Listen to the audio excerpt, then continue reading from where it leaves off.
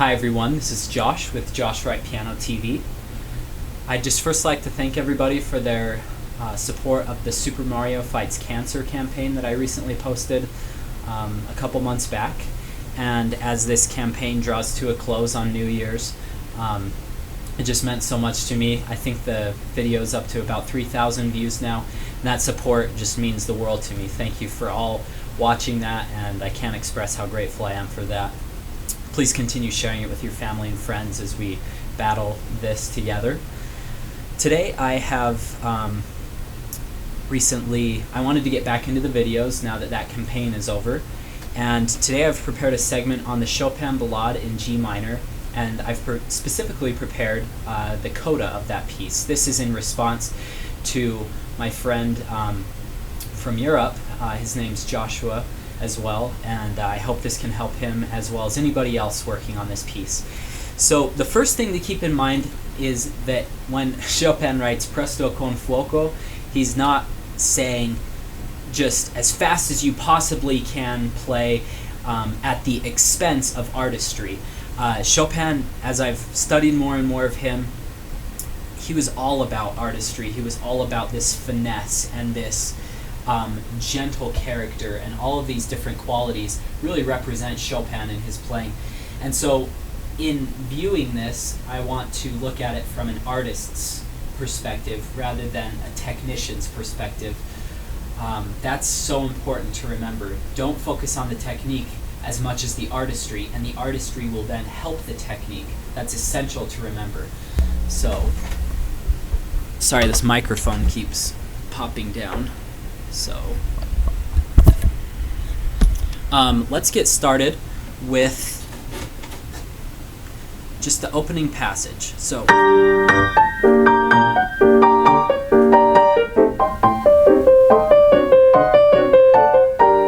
what I like to do is I like to be very firm and very full of fire, con fuoco, on these first ones.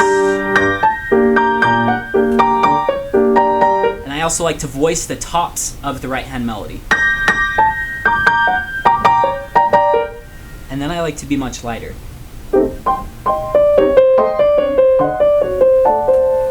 And really feel the phrasing of that. Feel the winding da da da da da da da da.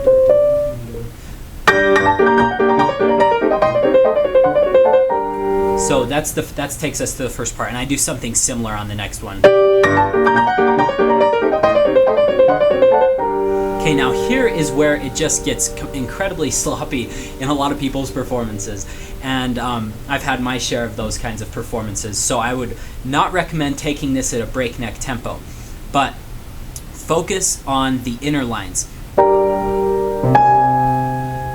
that A flat, G, F sharp.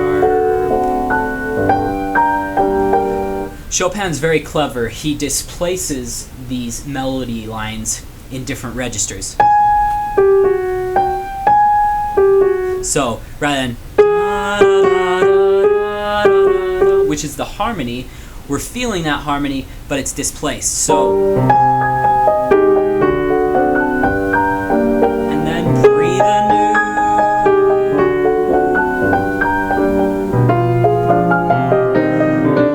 I like to grow in intensity to here.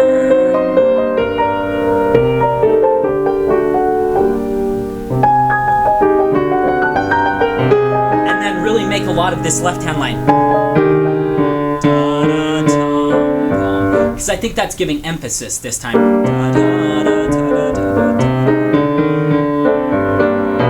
So make artistry out of this.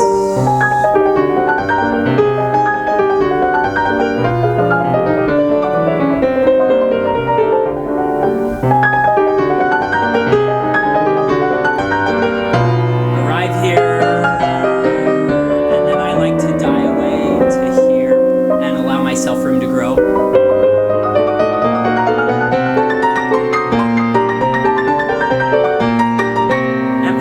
This, since it's the second time.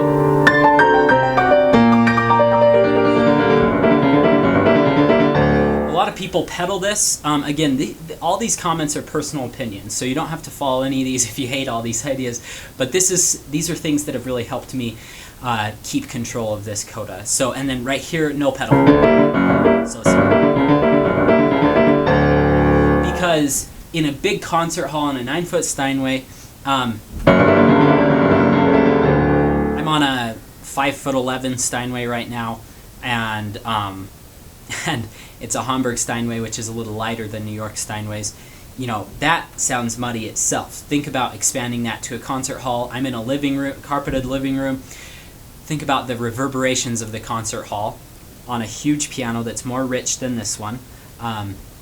That's my personal opinion about Steinways as well. I think the Hamburgs are a little bit more brilliant and the New Yorks are a bit richer, but that's just my take on them. I think the Hamburgs have a little brighter top.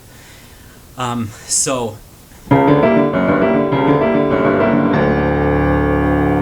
like to also have some motion to that. So again, no pedal.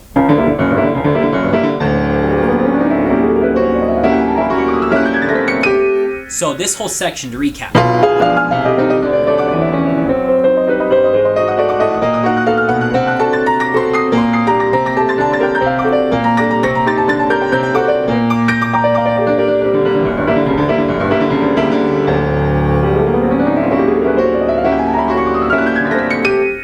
So there's some mistakes in there. I apologize for those, but you could feel the direction and how the phrases breathe. My ultimate example of the Chopin ballades, personally, is Christian Zimmerman. I think that his are so artistic that it's just incredible.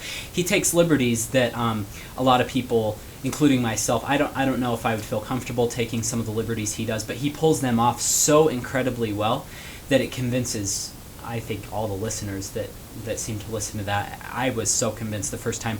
His is a prime example of how speed does not mean everything. So don't get too fast in this section.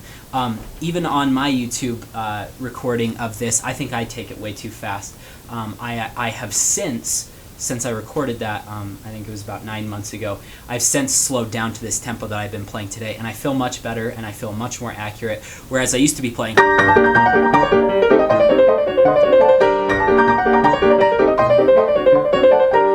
So I know that I can play that way, but it doesn't hold the same artistic value for me. And so I would urge each of you, search for the artistic images that you want to portray in this section. Search for the colors and search for the resolutions.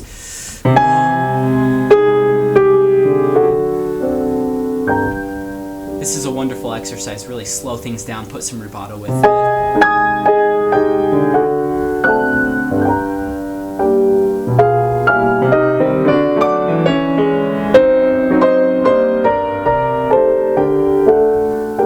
See, now it's making music, and really Chopin, as sensitive and as introspective as he was, from what we know, what has been written about him, really do an honor to his music by keeping that same ideal in mind. A lot of people think the Chopin etudes are these technical mastermind pieces, and while they are, certainly, I think they're gems of music. And so I would urge everybody, search for that artistic ideal amidst all the technique. And to Joshua, who's learning this, always never let your speed outdo your interpretation. Always keep that sensitivity at the core of your practice. And you'll notice that your hands, if you are shaping things, and when you release on your softer passages, your hands will naturally go at a higher speed because you're so much more in control. I hope this video has been helpful. It's great to be back doing these videos. Thanks again to everybody for their support, and I look forward to posting another video soon. Thanks.